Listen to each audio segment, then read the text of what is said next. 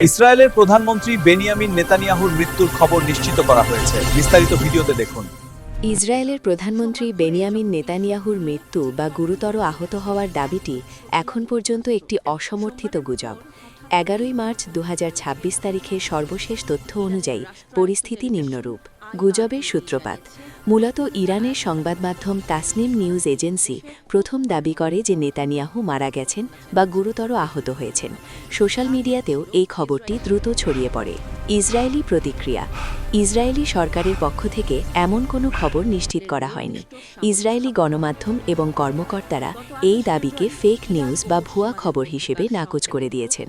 বর্তমান অবস্থা এখন পর্যন্ত নেতানিয়াহুর মৃত্যু সংক্রান্ত কোনো নির্ভরযোগ্য প্রমাণ বা আনুষ্ঠানিক ঘোষণা পাওয়া যায়নি। অনেক বিশেষজ্ঞ মনে করছেন ইরান ও ইসরায়েলের চলমান উত্তেজনার প্রেক্ষাপটে এটি একটি মিডিয়া যুদ্ধ বা মনস্তাত্ত্বিক প্রচারণার অংশ হতে পারে।